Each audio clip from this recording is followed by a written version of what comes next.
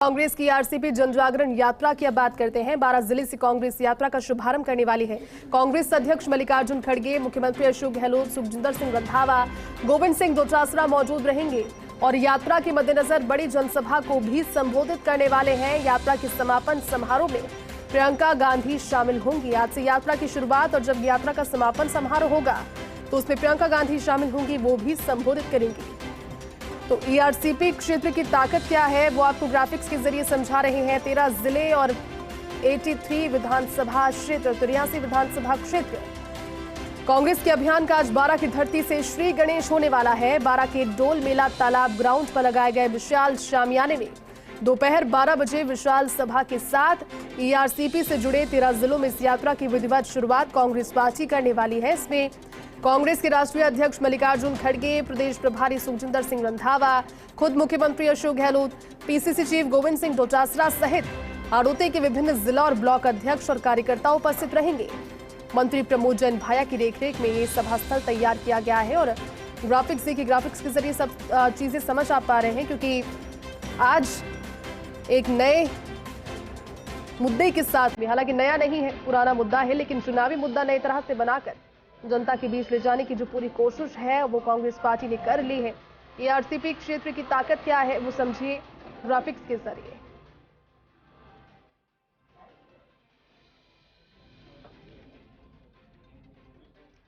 तो चलिए एक बार 12 का रुख करते हैं। वहां से हमारे एसोसिएट एडिटर निर्मल तिवारी हमारे साथ लाइव जुड़ गए हैं। निर्मल जी, 13 जिलों को प्रभावित करती हुई जीवनदायिनी जलदायिनी ईआरसीपी परियोजना, पहले तो कई मंचों पर इसके जिक्र हमने सुनते रहे हैं, लेकिन आज कांग्रेस विधिवत तौर पर इसका आगाज जनता के बीच एक यात्रा के तौर पर कर रही है और श्री गणेश हो रहा है 12 से, जिसका इतिहास भी जीत के लिए कांग्रेस के लिए काफी लकी रहा।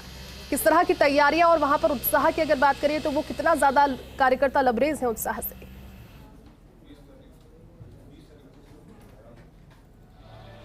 देखिए, पूरा 12 स्वागत के लिए तैयार है आज इस पूरी सभा के लिए। और मेरे ठीक पीछे जयती में मंच दिखाने की कोशिश करूंगा जिस पर 100 जो अतिथि हैं उनके बैठने की व्यवस्था की गई है। इसमें कांग्रेस के राष्ट्रीय अध्यक्ष मल्लिकार्जुन खड़गे यहाँ पर मौजूद रहेंगे, उनके साथ संगठन महासचिव केसी वेणुगोपाल उनके साथ यहाँ पर रहेंगे, मुख्यमंत्री अशोक गहलोत रहेंगे, प्रदेश प्रभारी जो सुखजिंदर सिंह रंधावा हैं वो यहाँ पर मौजूद रहेंगे, पीसीसी चीफ गोविंद डोटासरा यहाँ पर मौजूद रहेंगे, महेंद्रजीत सिंह मालवीय, जितेंद्र सिंह, वीरेंद्र सिंह, काजी निजामुद्दीन, उसके अलावा अमृता धवन, तमाम और जो यहाँ के जैसे पानाचंद मेघवाल, निर्मला सहरिया के अलावा जो तमाम जो स्थानीय जो हाड़ौती के जो कांग्रेस के जो विधायक हैं वो यहाँ पर तमाम मौजूद रहेंगे।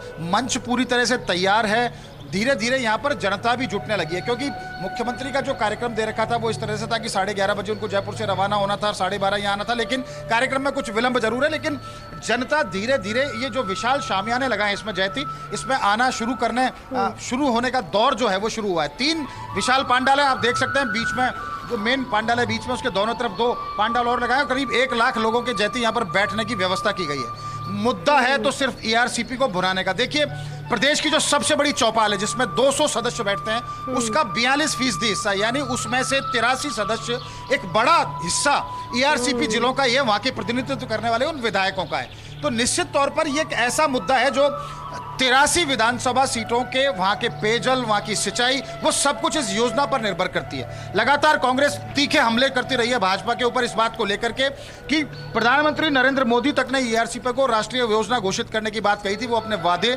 पर खरे नहीं उतरे।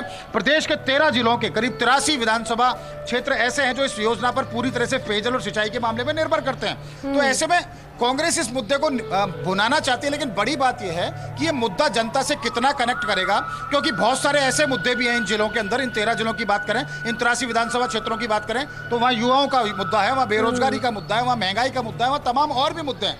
लेकिन कांग्रेस का मानना यह है कि ईआरसीपी चूंकि आम जनता से जुड़ी हुई इन 83 विधानसभा क्षेत्रों की, तो उस मुद्दे को कैसे बुनाया जाए, उस मुद्दे का किस तरह से सियासी लाभ लिया जाए, इसी बात की यहाँ पर कोशिश की जाएगी। और यही कारण है कि 12 की धरती को इसके लिए चुना है। 12 में मेरे को याद है, आपको जयती मैं आपको बताना चाहूंगा, वर्ष 2008 का जो चुनावी अभियान की जो शुरुआत हुई थी वो भी 12 से हुई थी, जब तत्कालीन जो राष्ट्रीय अध्यक्ष सोनिया गांधी यहाँ पर आई थी। और आज मल्लिकार्जुन खड़गे यहाँ पर आ रहे हैं, उनके साथ मुख्यमंत्री अशोक गहलोत, तो तमाम केंद्र और एआईसीसी के और पीसीसी के तमाम जो पदाधिकारी यहाँ पर मौजूद रहेंगे, यहाँ जनप्रतिनिधि मौजूद रहेंगे। देखिए, समझने वाली बात यह है कि ये जो 83 विधानसभा क्षेत्र ऐसे हैं जयती, इनमें से 49 सीटें पिछली बार कांग्रेस के कब्जे में थी, 25 सीटें भाजपा के कब्जे में थी। लेकिन हाड़ौती कहीं ना कुछ कमजोर पड़ रहा था ये चारों जिले, क्योंकि इन चारों जिले के अंदर भाजपा सीधे तौर पर कांग्रेस से कहीं ना कहीं आगे दिखाई देती थी। झालावाड़ की जो चारों सीटें हैं वो भाजपा के कब्जे में थी। बूंदी की सीटों पर भाजपा 3-1 से आगे थी।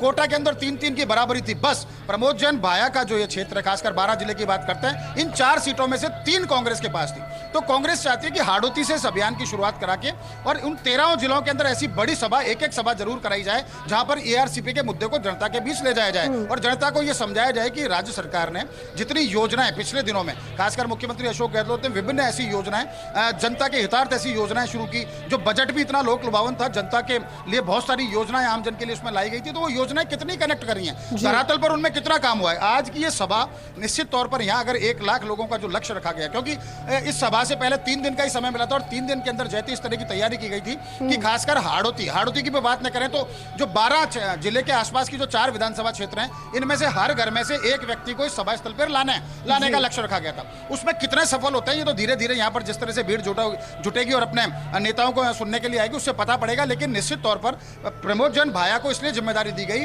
कि भाया ने पिछली बार जब प्रवेशोत्सव की बात थी, भारत जोड़ो यात्रा की, तो जबरदस्त वाली यहाँ पर सभा कराई थी उन्होंने राहुल गांधी की। उसके बाद मुख्यमंत्री की जो सबसे बड़ी इन 5 साल के अंदर जो सभा हुई है वो 12 की धरती पर हुई। राजकोट में राहुल गांधी की सभा को सफल बनाने की जिम्मेदारी प्रमोद जैन भाया पर थी। उन्होंने राजस्थान से निकलकर गुजरात में इतना बड़ा एक आयोजन रख दिया। तो निश्चित तौर पर भाया के ऊपर यह बड़ी जिम्मेदारी है और भाया को अपनी जो सियासी जमीन उनकी कितनी मजबूत है वो भी सभा के जरिए पता पड़ेगा।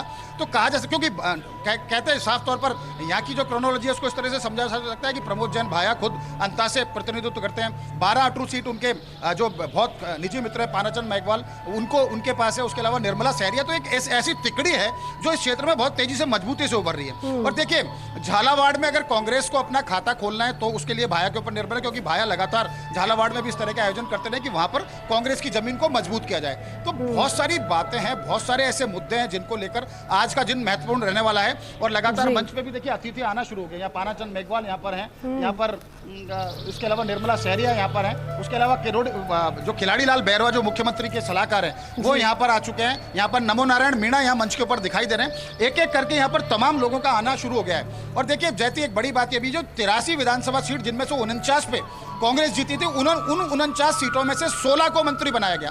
यानी उन 49 विधायकों में से 16 मंत्री हैं, 2 बोर्ड और निगम के अध्यक्ष हैं जो जिनको राज्य मंत्री का दर्जा है, 3 मुख्यमंत्री के सलाहकार भी इन्हीं 49 सीटों से आते हैं। यानी कि करीब 49 में से 21 जनप्रतिनिधियों को राज्य सरकार में सीधे तौर पर भागीदारी दी गई थी। उन्होंने कितना काम किया, सरकार की योजनाओं को जनता तक किस तरह से पहुंचाया, जनता से कितना कनेक्ट रहे, वो इस सभा के जरिए पता पड़ जाएगा। प्रमोद जैन भाया तो निश्चित तौर पर उनका सारा इंतजाम आता है तो वो तो अपना शक्ति प्रदर्शन करेंगे ही। लेकिन हाड़ौती के जो और नेता जैती वो भी आज अपनी सियासी ताकत बताने की कोशिश करेंगे पार्टी को। और उसके बाद ही देखिए ये सभा इसलिए भी महत्वपूर्ण है जैती क्योंकि कांग्रेस की अभी लिस्ट नहीं आई है। भाजपा अपनी 41 उम्मीदवारों की सूची जारी कर चुका है, तो कांग्रेस के ऊपर यह भी नैतिक दबाव है जनता में। इस तरह की चर्चा है कि कांग्रेस की सूची आखिर कब आएगी और क्यों अटकी हुई है। तो आज की सभा के बाद जब जमीनी हक की पता पड़ेगी तो निश्चित तौर पर कांग्रेस की 70 से 75 जो उम्मीदवारों की जो सूची आने वाली है उसमें जरूर ये क्षेत्र दिखेगा। और बड़ी बात यह है कि ये वो ही सूची होगी, देखिए जयती, कि वो इन 83 सीटों में से अधिकांश जो सीटें हैं उनमें ही वो उनको पहली सूची में शामिल किया जाएगा। तो आज की सभा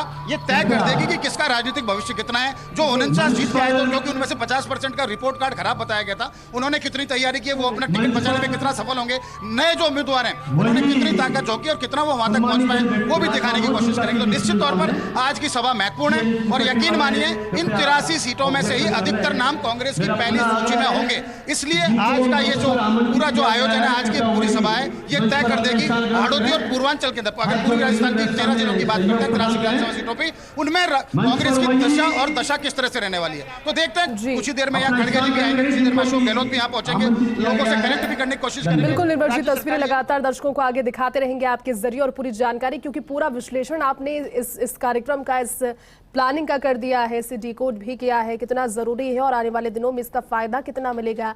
साथ ही ये देखना भी महत्वपूर्ण होगा कि जब इसके रिस्पांस के जरिए रिपोर्ट कार्ड एक तैयार होगा तो भूमिका जिन लोगों की इसमें है उनकी सक्रियता को आगे कैसे बढ़ाया जाए। बहुत बहुत शुक्रिया निर्मल जी पूरी जानकारी के लिए।